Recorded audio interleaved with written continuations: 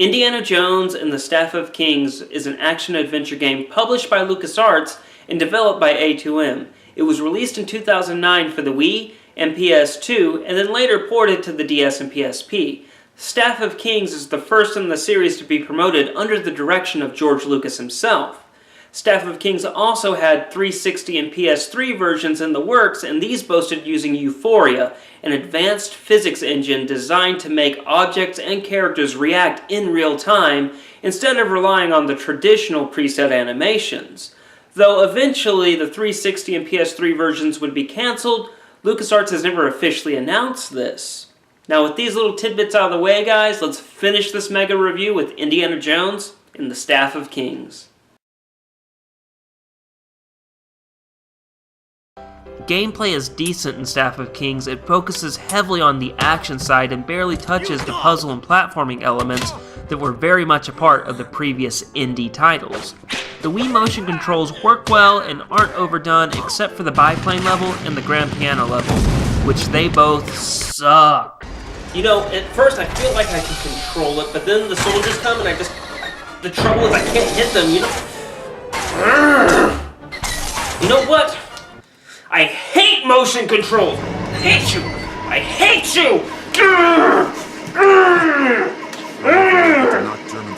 See, it's terrible, doesn't really work, and only through sheer stubbornness and a little luck you'll get past those, especially that stupid grand piano level. Finally, we have an Indiana Jones game that uses the whip very well. I actually used it quite a bit. The whip and punching controls are actually quite easy to perform, though I never truly mastered these controls, in part because of the limitations of motion controls, and the other part being the few moves I could perform with melee and the whip were more than enough to get through the game easily. There's also some quasi-on-rail shooter elements in the Wii version, where you go into a shootout mode using the Wiimote to aim and reload, and the nunchuck to move around cover. This was implemented very well in my opinion. All in all, the gameplay and the controls are fair and fun with few issues holding it back. Gameplay is a solid 2 hits out of 4.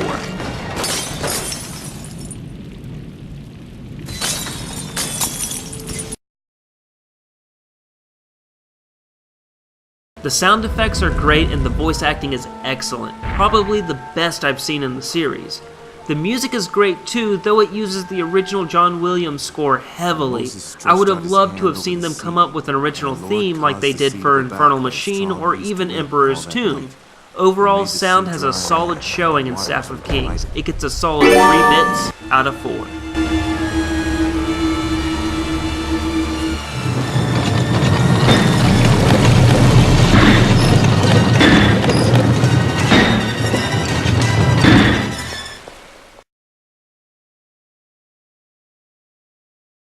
The graphics are beautiful and some of the best I have seen on the Wii, and while the environments are very limited in scope, they are drawn very well, as well as the character models. I was very impressed with this game. It looked really good. The designers and artists did a great job here.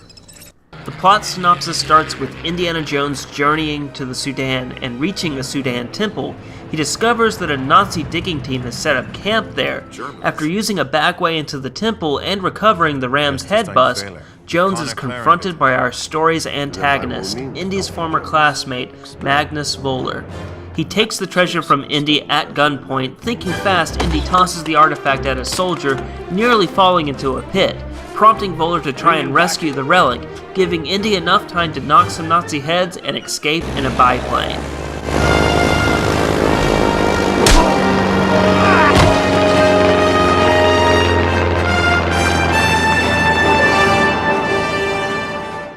Later, Indy receives a note from his friend Archie summoning him to San Francisco to discuss the disappearance of Charles Kingston and his connection to the mysterious Jade Sphere. While watching a parade on the street, Indy catches sight of Archie's granddaughter while she's being kidnapped by a man named Blind Duck, who pulls her off down Chinatown's back alleys. Indy gives chase, eventually forcing Blind Duck onto a dead-end rooftop, where Indy ends Blind Duck in only a way he can.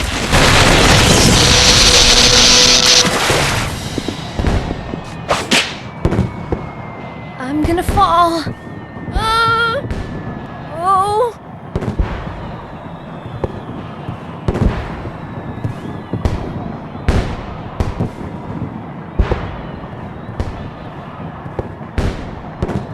After saving Susie, you find out Archie was kidnapped, and after sending Susie off somewhere safe, Indy discovers a secret area in Archie's house.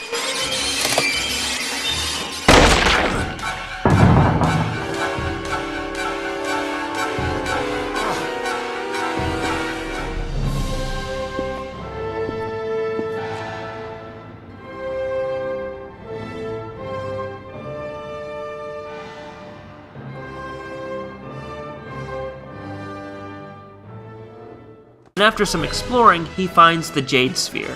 Back in the streets, Magnus Voller is waiting with his captive Archie and several German agents.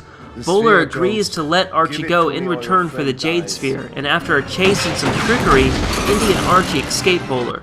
Indy realizes that Charles had left the Jade Sphere behind to guide him toward where they, along with Voller, had found the sphere in 1922, the Mayan ruins in Panama. Started running errands for Der Fuhrer. Kingston asked me to keep it safe. Oh, I didn't think it was worth killing for. Neither did I. Something's going on here. I need to start looking for answers. Where? Same place Kingston found this. Central America. Indy meets a red-haired woman called Maggie O'Malley in Panama. She ends up being the love interest of the story. Hola, senor. You going upriver? Can I help you? I'm trying to hire this boat, Miss... Maggie O'Malley. And you can't. That's my gear on the deck. Find another boat. Listen, sweetheart. No, you listen.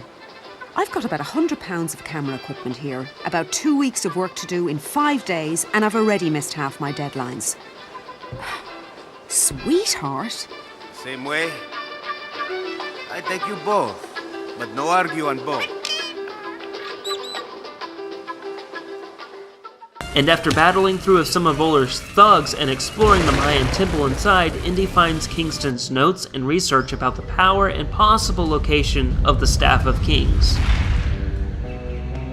Ah, Indiana. I see you found Kingston's notes. Magnus Voller finally tracks Indy down and wants Indy to give up the notes. Indy throws the notes into the air, letting them blow away while he makes his escape. Indy then runs into Maggie, and she asks Indy about the Staff of Moses, to which he explains that it could be a dangerous weapon potentially if it fell into the wrong hands. What took you so long? You're welcome. So, headed for Istanbul, are we? What do you mean, we? Dr. Jones, Indiana, let me save you some trouble. You're going to tell me that I can't come with you. I'm going to remind you how I saved your life. You'll tell me I have to stay behind for my own safety or some such nonsense. You leave, I'll follow, and you'll keep wondering when I'll be showing up. Now, wouldn't you rather avoid all that? Maggie decides to stick to Indy, claiming it would make a great story for her magazine, and in no way has a hidden agenda that will force her to turn against him. They then go to Istanbul to find the next clue to the Staff of Kings, where they run into Magnus Voller again. And after getting the clue, they escape by way of elephant.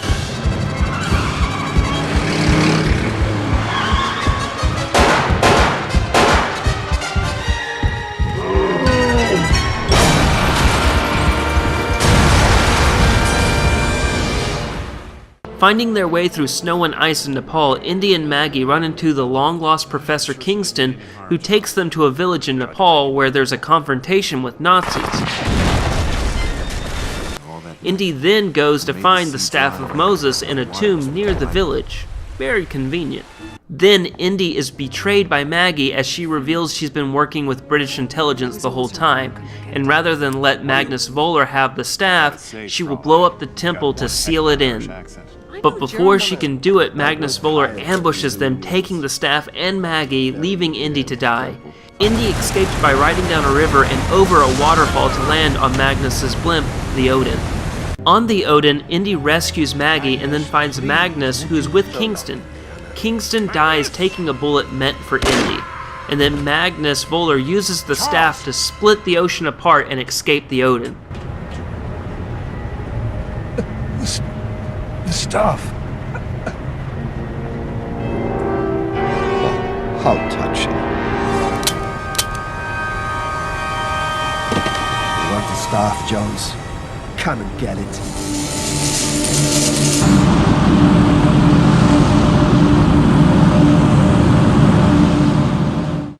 Indy gives chase with Maggie on a motorcycle, and then Indy and Magnus have their final fight where Indy sends the treacherous Magnus to his watery grave.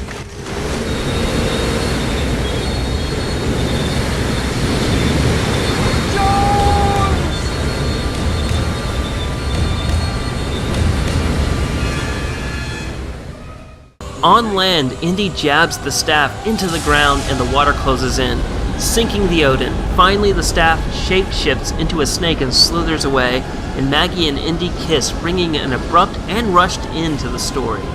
Staff of Kings has great graphics and a story that, while ends abruptly, is awesome and feels like an Indiana Jones movie. Staff of Kings presentation gets 3 bits out of 4.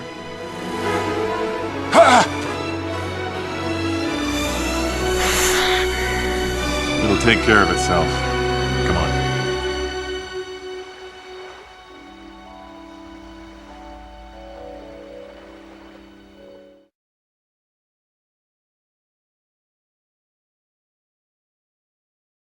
Indiana Jones and the Staff of Kings is a good game, head and shoulders above its predecessor, Emperor's Tomb, and I think a better overall story than Infernal Machine. Though it must be said that the Wii version's motion controls hold it back a bit, as does the abrupt end to the story in game. It really does feel like this game had another act left in it, but due to either budget or time constraints, they had to rush the story instead of letting it play out naturally. Indiana Jones and the Staff of Kings was a step in the right direction for LucasArts and for the Indiana Jones game franchise, but unfortunately it was not enough because with the Disney acquisition of Lucasfilm in 2012 meant they also acquired LucasArts. And in April 2013, Disney halted all internal development at LucasArts and laid off most of the staff.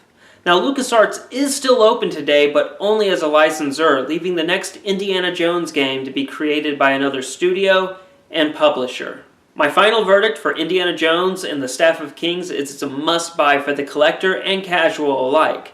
It's a short, but solid game. Whew, and with that, this mega review is finished, and I'm glad to be back to my old self. Thanks, Judas, wherever you are, man. I really appreciate you helping me. And to the rest of you guys, I'm 2-Bit Jesus, saying stay safe and play on. Ah, son of a bitch! Glorious! Wonderful! His best work in years! Wouldn't you agree, Play Satan? What the hell? Don't you know how to knock, horse? What? Oh, I'm sorry, I was distracted by 2-Bit's glory.